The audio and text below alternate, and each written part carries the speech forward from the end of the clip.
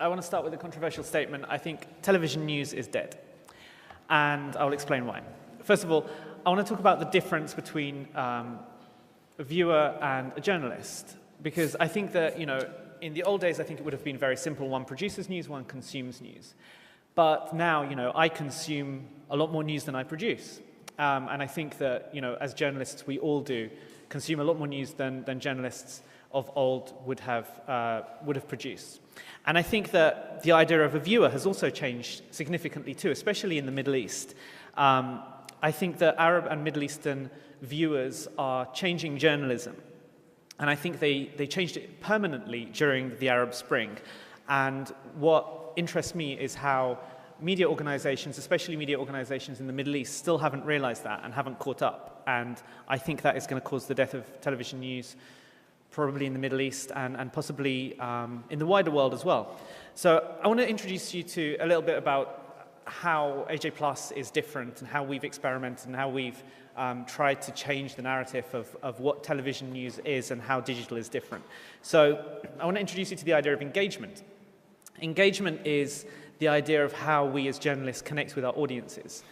Because in the old days, television news journalists would work all day on their package and then put it out on the 6 o'clock or 10 o'clock news, and that would be the end of it. This idea of engagement is really foreign to traditional broadcast journalists. Especially in the Arab world, where journalists would be introduced as Sahafi wa Muthaqqaf. And this really interests me because it's such a strange concept in the West that someone could be introduced as a journalist and intellectual. The idea of journalists as an elite, someone above society, someone looking down on society from their position of authority and of education. And it really kind of sums up everything that's wrong with traditional journalism in the Arab world to me, because they're not part of society. In my opinion, they are distinct, they are separated from society, they're almost like anthropologists looking at it from their little bubble. So what we did at AJ Plus was very different. We embedded within communities, within activist communities. We talked to people on the ground, worked with grassroots, and we listened to them and reported on their conversations. And that was important for two reasons. First of all, I think it made us, or helped, it tried to make us more authentic, because we were a lot closer to the communities we were reporting on than traditional broadcast journalism. And also, it helped us with our popularity, of course, because we were telling stories from the ground that traditional journalists weren't doing. And I think that, this failure of traditional journalism is possibly one of the reasons why the Arab uprisings were so poorly predicted and why their trajectories weren't anticipated so well, because traditional journalists weren't part of those societies. And I think activist journalists, citizen journalists, people who were on the ground filled that gap. They realized that they weren't being served by traditional broadcast media and had to do something different. And at AJ Plus, we learned from those mistakes and tried to work within the communities that we were reporting on. So, for us, engagement is something about being close to our audiences, but it's also about this idea of the feedback loop, because digital is so different to broadcast journalism in so many ways, and it really annoys me when I see traditional organizations in the West, as well as the Arab world, putting television packages online and thinking that they're doing digital journalism, because they're not. And we've had to reinvent the format, and we've had to reinvent what we do. And it's not just about the format of the package. If you look at any digital news package from the BBC, from The Guardian, Channel 4 News, from AJ Plus, you'll see that the format looks very different. It's a lot more exciting. The most powerful shot is at the top. We don't start with an establishing shot. We rarely have pieces to camera. We rarely have presenter pieces. There's a lot of text on screen. And part of that is because of our audiences and because of what they're demanding, and part of that is because of the platforms and the technology and the formats. But what's also interesting is how we've been forced to, we work within this feedback loop. So whereas a traditional broadcast journalist would put their package online, on TV, and that would be the end of their story, the end of their job, our job begins as soon as we put our story online, because that is when our audiences will start connecting with it, and in some cases will start correcting us.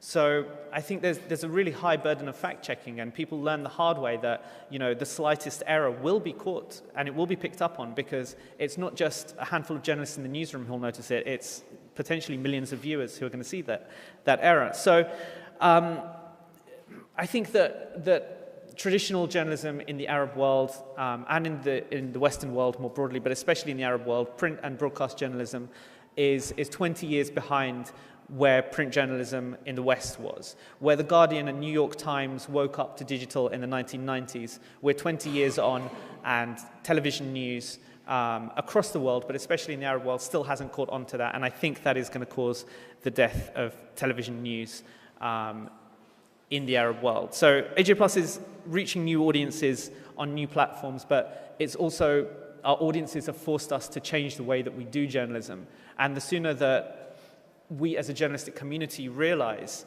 that we need to reinvent what journalism means to young audiences who aren't getting their news from television anymore, then the sooner we'll be able to continue telling those stories. I think what's also very interesting is because all these projects come from different backgrounds. So you have AJ Plus that's coming from what we can call maybe legacy media in the Middle East, Al Jazeera, that comes with a lot of political connotations and a lot of social connotations. And how do you build a brand that's very different from Al Jazeera? Because the people who are maybe following AJ Plus now are not at all the audience that was part of Al Jazeera. So how do you do that? AJ Plus was created, so Al Jazeera had been trying to crack the American market for a long time, and AJ Plus was an experiment. It came from the strategy and development team, and part of the idea was that maybe we just try something new. Maybe we just try to launch a startup that has none of the baggage of traditional media, that doesn't have the staff of old school media, that doesn't, you know, just take a bunch of Al Jazeera English people and work on a digital project. That these were new people. These were people from, some of them from activist backgrounds, some of them from social media and engagement backgrounds, and some of them, like myself, from traditional broadcast media backgrounds. So it was really kind of trying something new in terms of everything. So the format, the staff, the audience, the branding, we wanted just to start from scratch and start afresh. And, you know, we're not even based in the same building as Al Jazeera English or Arabic, because there's a clear line between our outputs. And Al Jazeera English is now doing some of the, is trying new formats itself from within the old, the hub of Al Jazeera. So it's about just trying to do things without the baggage of old school media. Okay, but how is it also working that you have bilingual, so the English and the Arabic, and they're not always producing the same content, mm-hmm. but are they both, target audience is Middle East, or are you trying to make a split between both? How are you managing the bilingual part? So AJ Plus Arabic works with us, but we don't produce the same stories. So we were very clear right from the beginning that we didn't want to just make a copy and paste of AJ Plus English. AJ Plus Arabic had to be different because, first of all, it was for a different audience. It's for a young Middle East and North African based audience. And we at AJ Plus English target a young American audience. So we were very clear that every story that we produce had to be produced distinctly. And sometimes, we'll have original commissions that we'll go out and shoot, and we'll come back with the material, and then the material will be sent to two different teams. And so we produce it in completely different ways. And it's interesting sometimes to see how the stories turn out sometimes quite differently, because we're talking to different audiences, so they need different contexts. But yeah, it's the essence is the same. It's about reaching young audiences who are turned off by traditional media and who were getting their news from Twitter and Facebook, and it's about reaching those audiences with new formats.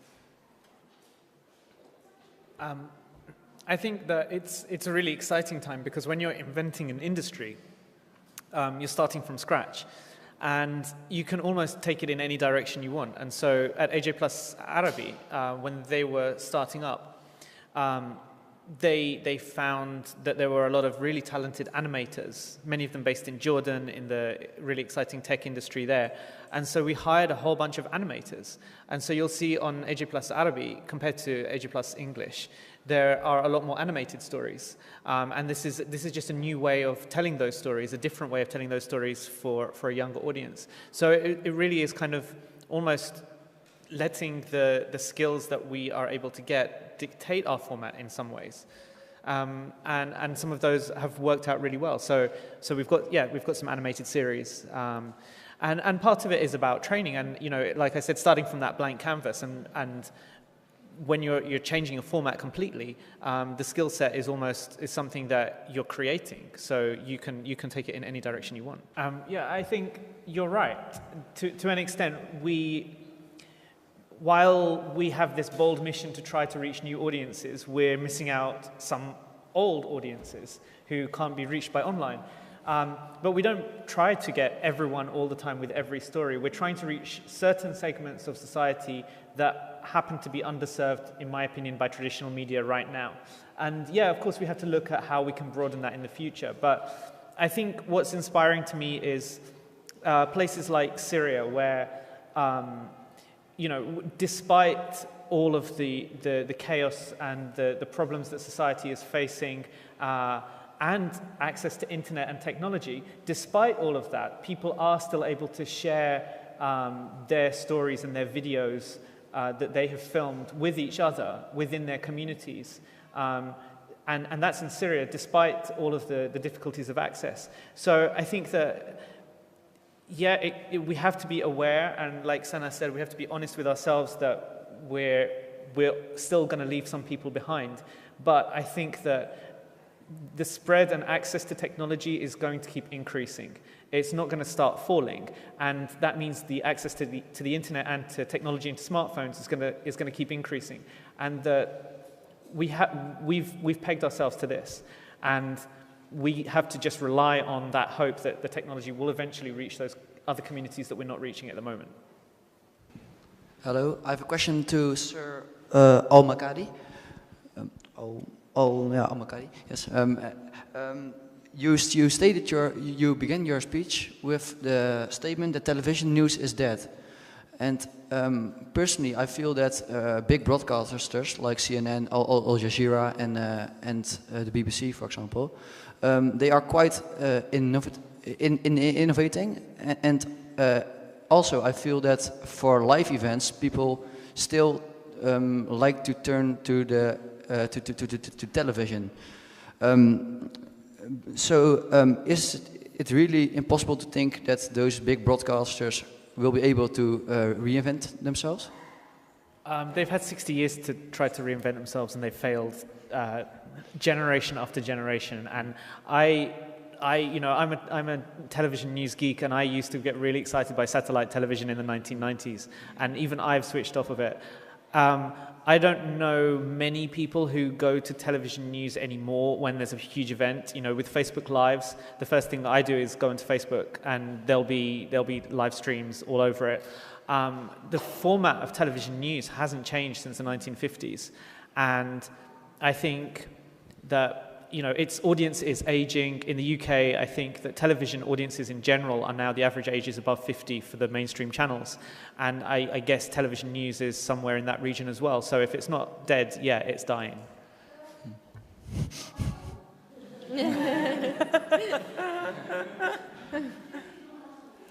I'm sorry. Sorry. But I have a question on the same top subject, yes. But what do you base it on? Because we learn at school you cannot base it on your own experience, because you say, I don't know a lot of people, but I do know a lot of people who still watch television and still think that, yeah, for example, my whole family watches the news every day. And you say that it hasn't changed, but is something wrong because it hasn't changed? Maybe it's still there. I can't explain what I mean. Maybe it hasn't changed, but that doesn't mean that it's dead. Does it have to change to survive because of you? Does the same maybe the same format still works. I don't think it reaches young audiences, and I think there's a problem there because this is the future, and young audiences are the people who are going to change society in the future. And if we're not reaching them as journalists, then this is a problem for democracy, because we are not talking to the people who have the power to change society. And already, if you look at voting patterns in the West, voting is much higher among older communities than younger communities, and I think there are broader societal problems for not reaching those young audiences. But in terms of the lack of innovation as well, as a creative person, it irritates me that every television news package has a similar format with a wide establishing shot, a close-up, an interview, another wide establishing shot, and then a piece to camera at the end. We should be doing more, and we can be doing more, and we need to try, and we need to make mistakes, and we need to experiment with new formats just because we are creative people. But maybe they can coexist. Maybe the television for maybe the older generation, and also the innovative digital. Yeah, of course, and television news still does reach certain audiences, and I'm not saying that television news shouldn't exist. I'm just saying that I feel that we are, if it wasn't for digital, and if it wasn't for the growth of digital, then certain audiences would be underserved, and I think that is a big problem for me, because if you look at how Twitter and Facebook filled a gap in the late 2000s, 2007 to 2010, when people were getting their news from Facebook from Twitter and then Facebook, the creation of social news videos has kind of filled a gap that those audiences weren't getting from television. So one of the things that we were really fortunate about when we created AJ Plus was this way of helping communities talk to each other and filling a gap that wasn't being served by traditional media. So we were working with activist communities and telling their stories. But like you said, we were almost building a bubble by doing that. And it is a challenge, I think, for all social news organizations. What I really love about social news is the way that we collaborate and that we work in this, sphere of the open internet, and we share rivals' videos. So we will share Channel 4 News videos, and they will share ours. Now This will share, I don't know, they'll share maybe the Guardian video. Vox will share a CNN Great Big Story video. And this is really unusual for journalists to collaborate on an individual story level and to share each other's work.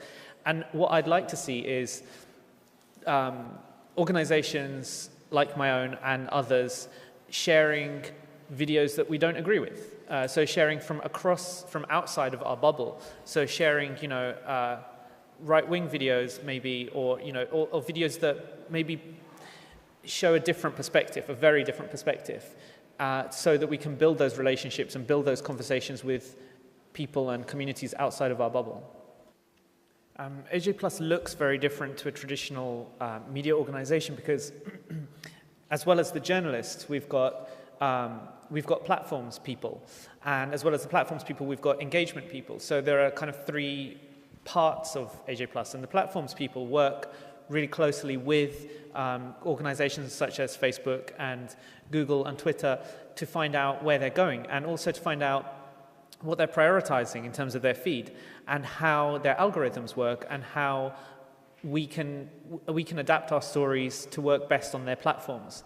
And that might sound like some horrible dark art of kind of like manipulating our stories so that they'll get more views, but it's more about how we can work within these platforms to reach those audiences, so that we're kind of being dictated in terms of our story format by what people want to see and how we can entice them to watch our videos, but also about getting priority on the Facebook feed to figure out what the technological developments are going to dictate to us editorially. Organizations such as AJ Plus and others are big enough and powerful enough to be able to work with Facebook, so we're really lucky, we're in a really fortunate position. And Facebook has really tied, I think, its future to video, and so they're dependent on us as much as we are on them. So I'm not worried about losing control of the story, because in a way it's kind of dictated by the audience as much as this shadowy Facebook organization that decides what stories are going to run in what order. But yeah, I mean, we don't have the power to decide running orders as such anymore and to present stories in a certain order, but that's because the audience is kind of curating its own news agenda now. But that's not a worry for me. I think it's kind of liberating the news agenda in some ways. It just depends who we're liberating it to. We shouldn't be giving that power to Facebook, but I don't think we are.